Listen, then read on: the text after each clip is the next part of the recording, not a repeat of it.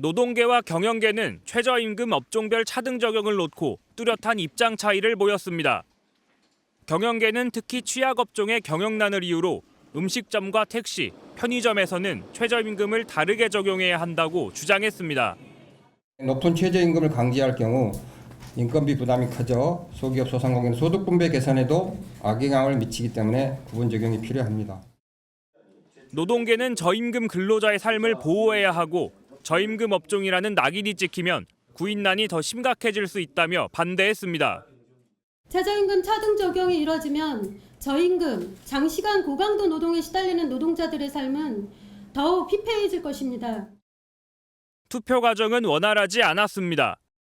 투표에 참여하는 공익위원들의 성향을 확인할 수 없다며 일부 근로자위원들이 투표용지를 찢는 소동을 빚었습니다.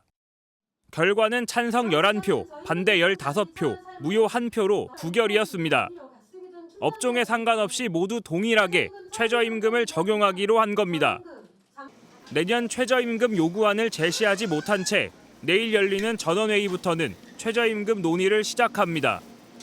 경영계가 동결을 주장하는 가운데 올해 시간당 9,860원인 최저임금이 처음으로 10,000원을 넘을지 주목됩니다.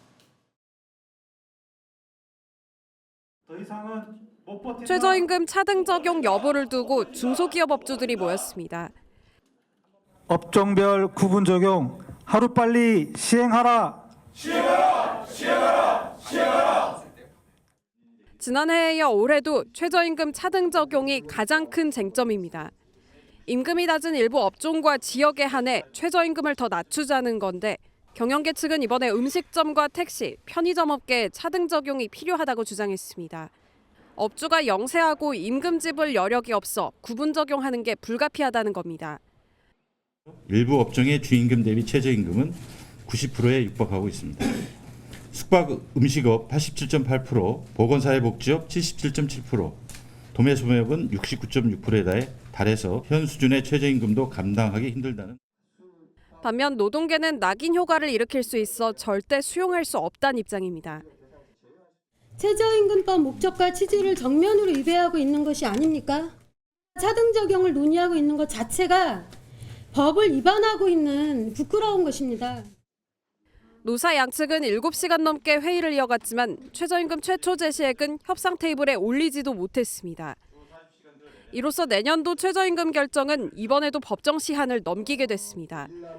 노사는 다음 주 회의를 열어 인상폭을 다시 논의합니다. 8년째 카페를 운영 중인 서지훈 씨는 365일 하루도 못 쉬고 매일 출근하고 있습니다. 최저임금이 가파르게 오르면서 직원 월급을 주고 나면 남는 게 거의 없기 때문입니다. 요즘 같은 경기에 아르바이트 월급 주고 월세 내고 저조차 최저시급도 가져가지 못할 때도 많고. 불황의 직격탄을 맞은 소상공인들이 한계 상황으로 내몰리고 있다며 내년도 최저임금 동결을 촉구하고 나섰습니다. 2017년과 비교해 52% 오른 최저임금이 내년에 또 뛰면 버텨낼 재간이 없다는 겁니다. 또 편의점이나 커피숍 등 저숙련 근로자들이 낮은 노동 강도로 일할 수 있는 업종이라도 최저임금을 구분 적용해달라고 강조했습니다. 업종별 구분 적용을 통해 근로자에게 사회 경험을 쌓을 수 있는 기회를 제공함과 동시에 인건비 부담을 낮춰 고용을 유지할 수 있도록 해달라는 목소리에 기울여 주십시오. 반면 노동계는 최저임금은 인간다운 삶을 보장하기 위한 기준이라며 업종별 차등 적용을 반대하고 있습니다. 어떠한 이유로도 헌법과 최저임금법의 취지와 목적을 훼손되어서는 안 될 것입니다. 최저임금에 대한 차별과 차등, 이런 말이 사라지기를 바랍니다. 내년도 최저임금 심의 법정 시한은 오는 27일입니다.